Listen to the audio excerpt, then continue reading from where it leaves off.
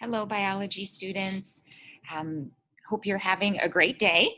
Going to get started with some more cell information for you. And so far, we've talked about the history of cells and scientists that are involved with cells. Then we did a whole bunch on the organelles. So I hope you've had the chance to copy down the functions of your organelles. What we're going to go to next is we are going to start talking specifically more about the cell membrane. And so I want to give you just a few notes here. You have access to the skeleton notes for this. So I hope you have those ready to go and you can fill those in as we go through these together this morning. All right, so talking about cell boundaries, when you copy down the organelles, we had some boundary organelles. Those are all the organelles that are on the outside that controls what moves in and out of an environment. And the cell membrane is in charge of a very important job, and it is in charge of homeostasis. Maybe you've heard the word homeostasis before.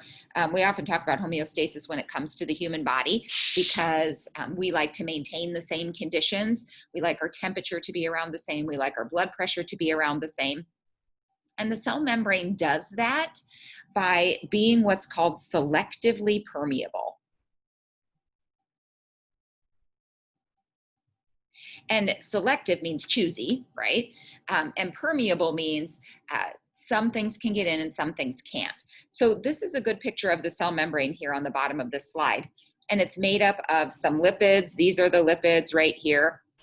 It's made up of some proteins, and these are the different proteins. And it's this combo of lipids and proteins, this lipid bilayer, which means two layers of lipids. Here's one, here's two. This lipid bilayer that allows some things in and it keeps some things out. What dictates what can get in and what can get out really is the combination of molecules that are found within the cell and outside of the cell. If molecules, anything that can dissolve in a solution is called a solute. So that's our first term on this slide. Solute is the substance dissolved in the solution. This could be a little packet of Crystal Light.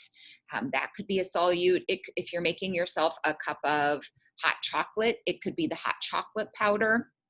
And how much of that solute we put in to a set amount of solvent or water, whatever it is, we call that the concentration.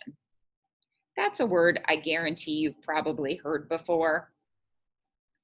And here's a slide that kind of shows this to you that, I don't know, this looks like Kool-Aid, I guess.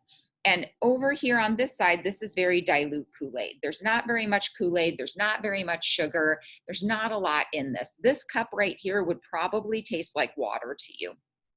But if we go up to this cup of Kool-Aid, this cup of Kool-Aid has lots of sugar, has lots of Kool-Aid in it. It's darker in color. It almost, maybe it would even be thicker since we put so much solute in it. And that's called concentrated. So we have the same amount of liquid in each one of these cups, but we have different amounts of solute in those cups. And that's an important thing to understand as we talk about molecules moving from one environment to another. Because molecules moving from one environment to another is called diffusion. This is movement of particles from an area where they are more concentrated, so where there's lots of them, to where they are less concentrated. So if we look at this cup, we can see that there's a whole bunch of molecules on one side and very few molecules on the other.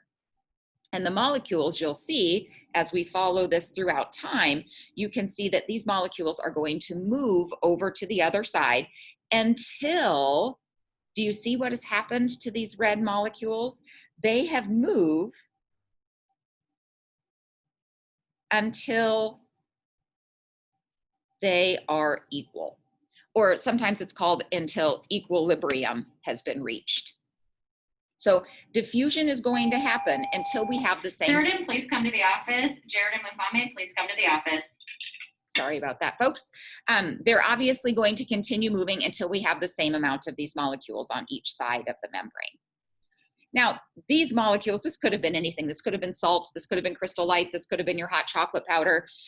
Down here, osmosis is specifically the diffusion of water. And we are going to do a lab where we're going to talk about molecules moving from one environment to another, and a lot of it's going to be due to osmosis. So osmosis is the diffusion of water, and it always moves from high to low. Some good examples of this, I think about going grocery shopping, like at Hy-Vee in the vegetable and fruit section. They spray water directly on their fruits and vegetables. And the reason that they do this is because then the water will soak into their fruits and vegetables and continue to make them look more fresh. Or if I were to set a carrot on my front counter today, and then we looked at it tomorrow, it would be much more shriveled up because the water would go from where it's highly concentrated in the carrot to where it's in low concentration in the air. That, folks, are our notes for today. I hope you have a little bit of a better understanding then of concentration and the movement across cell membrane. Thank you. We will talk to you guys later. Be sure you contact me if you have any questions about anything related to biology. Email would be a great way. We can Zoom individually if you want to. I would just love to hear from you. Take care, guys.